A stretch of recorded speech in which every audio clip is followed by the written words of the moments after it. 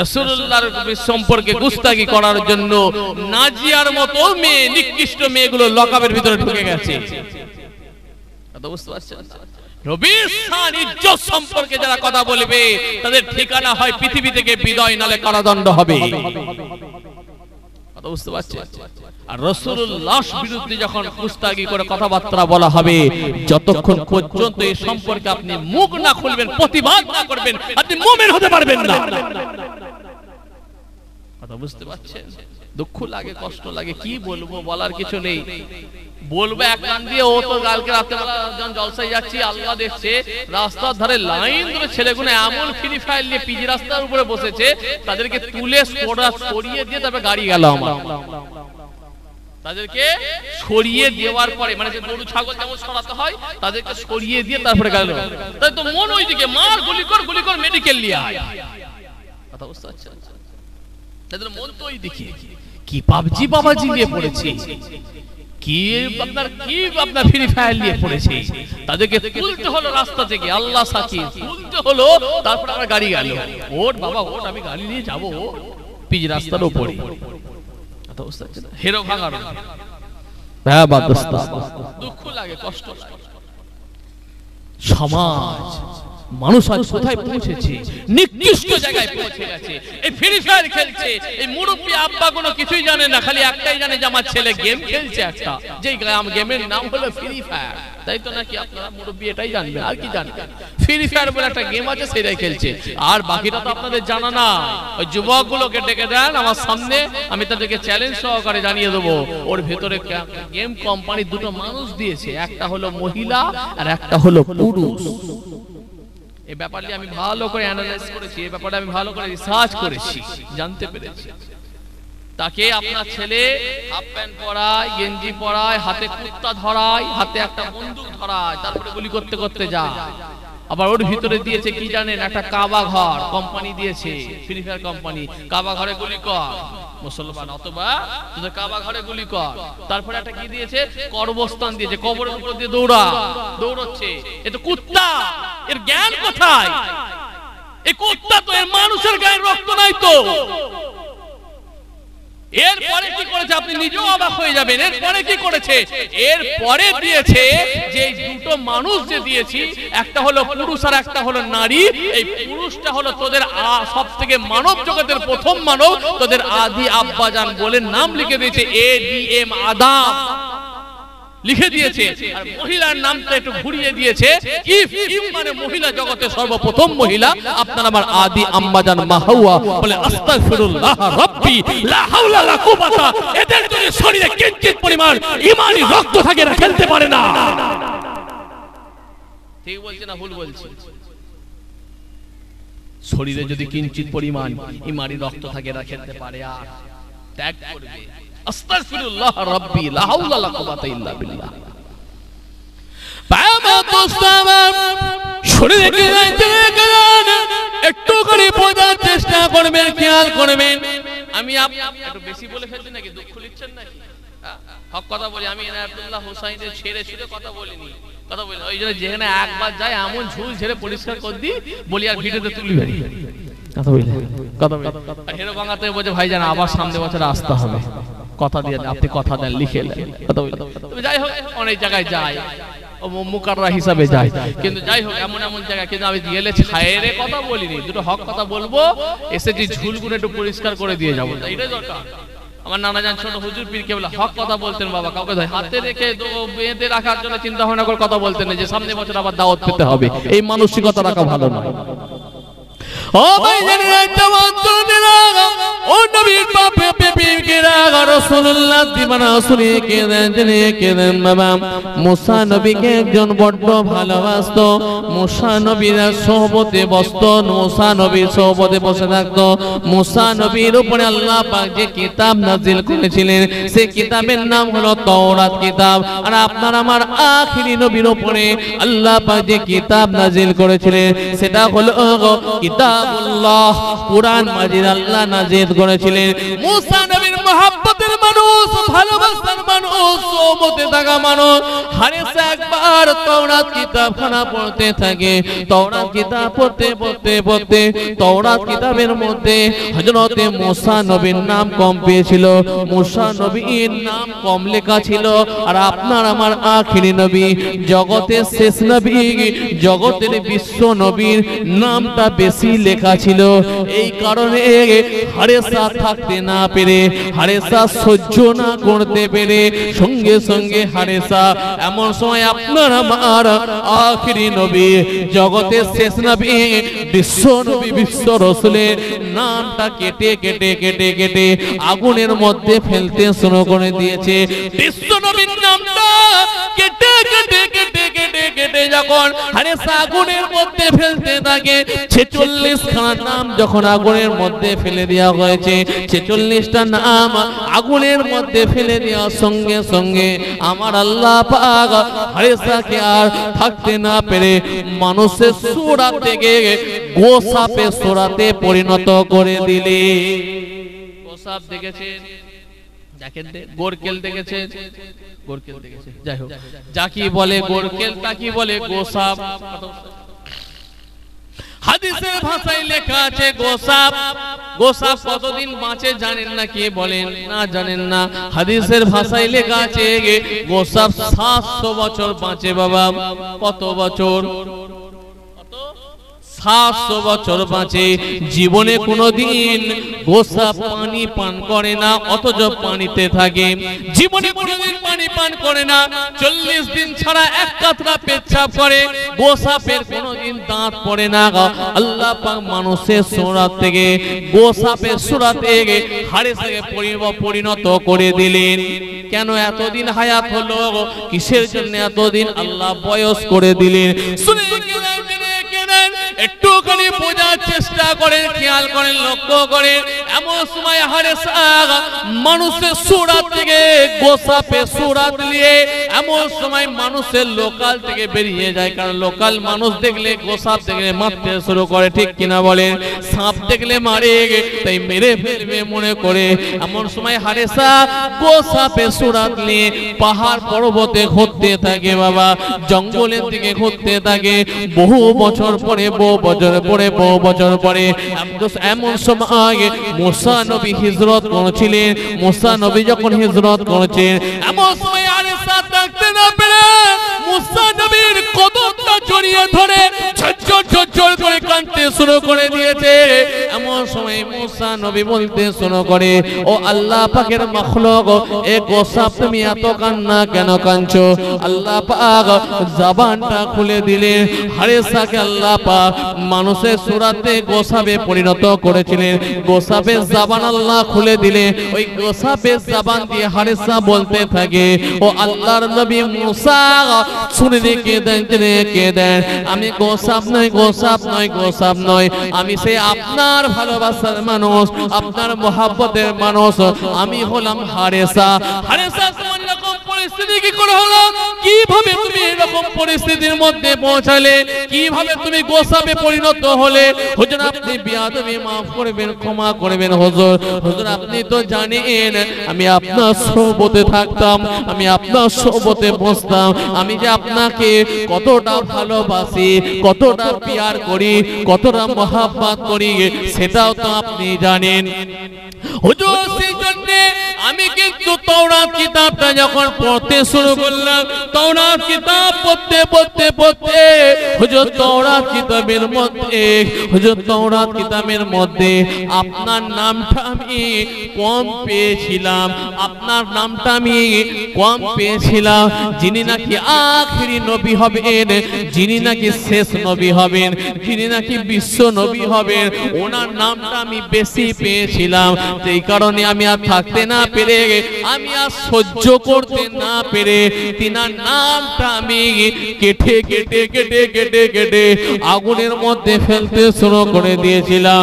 এইভাবে ফেলতে ফেলতে যখন 46 খানা নাম আগুনের মধ্যে ফেলে দিয়েছি হুজুর, 46টা নাম আগুনের মধ্যে ফেলে দেওয়ার সঙ্গে সঙ্গে আমার আল্লাহ পাক আমাকে মানুষের সূরা থেকে গোসাপের সূরাতে পরিণত করেছে হুজুর।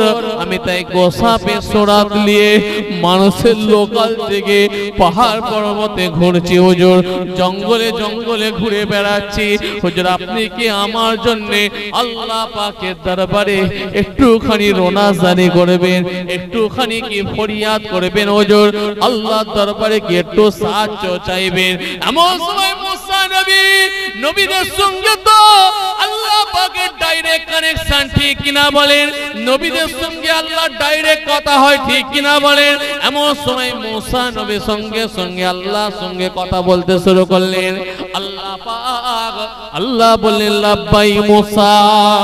আল্লাহ পাক সবই তো আপনি জানেন, আপনি তো সবই দেখতে পাচ্ছেন।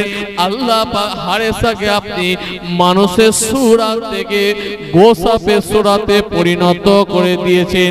আল্লাহ ও জানে না, ও জানে না, জানে না, জানে না, ও ভুল করে ফেলেছে। আল্লাহ বিশ্ব নবীর নামটা কেটে কেটে কেটে আগুনের মধ্যে ফেলে দিয়েছে। আল্লাহ ওকে আপনি মাফ করে দেন, ওকে আপনি ক্ষমা করে দেন, ওকে মাফ করে দেন আমার খাতিরে। আমার আল্লাহ বললেন, এ মুসা শুনে রেখে দাও, জেনে রেখে দাও, এ যদি আমি আল্লাহ আমার সঙ্গে কোনো বিয়াদবি করে ফেলতো, আমার সাথে যদি কোনো ভুল করে ফেলতো, আমার সাথে যদি গুস্তাখি করে ফেলতো, আমি আল্লাহ তোমার খাতিরে ওকে মাফ করে দিতাম, তোমার খাতিরে ওকে ক্ষমা করে দিতাম। তবে কেউ যদি আমার হাবিবের সাথে খারাপ আচরণ করে থাকে, আমার হাবিবের সাথে যদি খারাপ আচরণ করে থাকে, আমার হাবিবের সাথে যদি গুস্তাখি করে থাকে, আমার হাবিবের সাথে যদি বিয়াদবি করে থাকে, আমি আল্লাহ তাআলা তাকে মাফ করব না, করব না, করব না। আমি আল্লাহ তাকে ক্ষমা করব না, করব না, করব না। আমার হাবিব যতক্ষণ না মাফ করবে, আমি আল্লাহ তাকে মাফ করব না। আমার হাবিব যদি মাফ করে দেয়, আমি আল্লাহ মাফ করে দেব। আমার হাবিব ক্ষমা করলে, আমি আল্লাহ ক্ষমা করে দেব। এ মুসা শোনো, শোনো, শোনো, আমি আল্লাহ তাআলা আমার জাতের কসম করে বলে দিচ্ছি, আমার হাবিব যাতে খুশি, আমি আল্লাহ তাআলা স্বয়ং তাতে খুশি রাজি। আরো জোরে বলে সুবহানাল্লাহ। একথা বলার সঙ্গে সঙ্গে মুসা নবী বললেন, আল্লাহ তাআলা উপায় কি, উপায় কি, উপায় কি, উপায় কি? একই আর পরিবর্তন হবে না আল্লাহ, একই এইভাবে গোসাপের সূরা নিয়ে রয়ে যাবে আল্লাহ, একই আর কোনো উপায় নেই। আমার আল্লাহ বললেন, মুসা শোনো, শোনো, শোনো, আমি আল্লাহ তাআলা তোমার খাতিরে একটা উপায় বার করে দিচ্ছি। মুসা শোনো, আমি আল্লাহ তাআলা তোমার খাতিরে একটা কাজ করতে পারি, সেটা হলো তোমার খাতিরে আমি আল্লাহ তাআলা ওর হায়াতটা বাড়িয়ে দিচ্ছি, ওর আয়ুটা বাড়িয়ে দিচ্ছি, ওর বয়সটা বাড়িয়ে দিচ্ছি। আমি আল্লাহ তাআলা তোমার খাতিরে ওর বয়সটা বাড়িয়ে দিচ্ছি। বয়সটা বাড়িয়ে দিয়ে আমি আল্লাহ তাআলা ওর সাথে, ওই গোসাপের সাথে আমার আখেরি নবী, শেষ নবী, বিশ্ব নবীর মুলাকাতটা করিয়ে দেওয়ার দায়িত্ব আমি নিয়ে নিয়েছি। মুসা নবী হাসতে শুরু করেছেন, মুসা নবী মুচকে মুচকে হাসতে শুরু করেছেন। আল্লাহ পাক, আমি এখনই বুঝতে পেরে গেছি হারেসা মাপ পেয়ে গেছে, হারেসা ক্ষমা পেয়ে গেছে, কারণ আপনার হাবিবকে আপনি যা বড় নিয়ামত করে পাঠাচ্ছেন, আপনার হাবিব কি মাপ না করে থাকতে পারবে? আমি এখনই বুঝতে পেরে গেছি মাপ হারেসা পেয়ে গেছে, ক্ষমা পেয়ে গেছে, কারণ আপনার হাবিবকে তো আপনি রাহমাতাল লিল মুসলিমিন না করে রাহমাতাল লিল আলামিন করে পাঠাচ্ছে। মুসা নবী বললেন, যাও যাও, চলে যাও, চলে যাও, চলে যাও, এখন তুমি গোসাপের সূরা নিয়ে চলে যাও, পাহাড় পর্বতে ঘোরো, জঙ্গলে করো আর আমার আল্লাহ তাআলা তোমাকে আখেরি নবীর সাথে বিশ্ব নবীর সাথে মুলাকাত করিয়ে দেওয়ার দায়িত্ব নিয়েছে। যাও যাও চলে যাও চলে যাও। এমন সময় হারেসা গোসাপে সুরতলে পাহাড় পর্বতে জঙ্গলে ঘুরতে থাকে বাবা। ঘুরতে ঘুরতে ঘুরতে ঘুরতে বহু বছর পরে আল্লাহ নবী একবার হিজরত করেছিলেন। আপনার নবী আমার নবী আখেরি নবী বিশ্ব নবী হিজরত করছেন।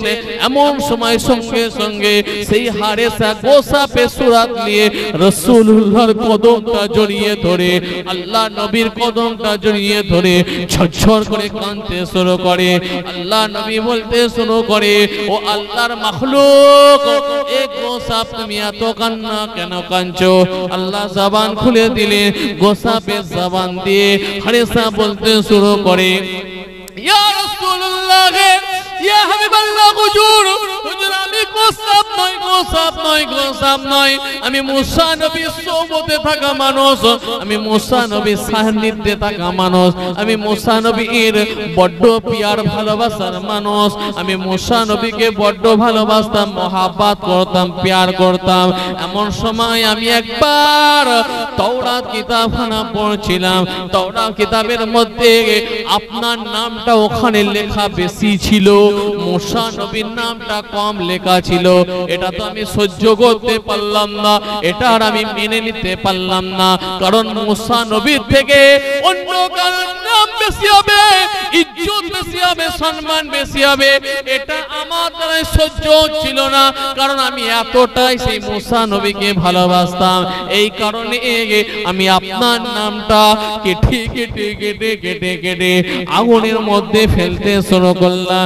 46 খানা নাম যখন আগুনের মধ্যে ফেলে দিয়েছি, আমার আল্লাহ তাআলা আমাকে মানুষের সূরাত থেকে গোসাপের সূরাতে পরিণত করে দিয়েছেন। এমন সময় আল্লাহ নবী বললেন, তারপরে কি ঘটনা ঘটলো হুজুর? তারপরে আমি মুসা নবী একবার হিজরত করছিলেন, মুসা নবীর কদম ধরে যখন কাঁদলাম, মুসা নবীকে সব বিষয়টা আমি খুলেও বললাম। মুসা নবী আল্লাহর কাছে ফরিয়াদ করে, আল্লাহ পাক আপনি হারেসাকে মাফ করে দেন, ক্ষমা করে দেন। আল্লাহ জানিয়ে দিলেন, মুসা শোনো শোনো শোনো, ও যদি আমি আল্লাহ তাআলা আমার সাথে ভুল করতো, আমি আল্লাহ ওকে মাফ করে দিতাম, ক্ষমা করে দিতাম। আমার হাবিবের সাথে যদি কেউ বিয়াদবি করে, গোস্তাকি করে, তবে খারাপ আচরণ করে থাকে, আমি আল্লাহ তাকে মাফ করব না, আমি আল্লাহ তাকে ক্ষমা করব না, করব না, করব না। আমার হাবিব যদি মাফ করে দেয়, আমার হাবিব যদি ক্ষমা করে দেয়, আমি আল্লাহ তাকে মাফ করে দেব, ক্ষমা করে দেব। এমন সময় সঙ্গে সঙ্গে আমার আল্লাহ বললেন, মুসা শোনো, তোমার খাতিরে আমি আল্লাহ তাআলা ওর আয়ুটা বাড়িয়ে দিচ্ছি, বয়সটা বাড়িয়ে দিচ্ছি, আমার আখিরি নবীর সাথে মুলাকাত খানা করিয়ে দেওয়ার দায়িত্ব নিয়ে নিচ্ছি।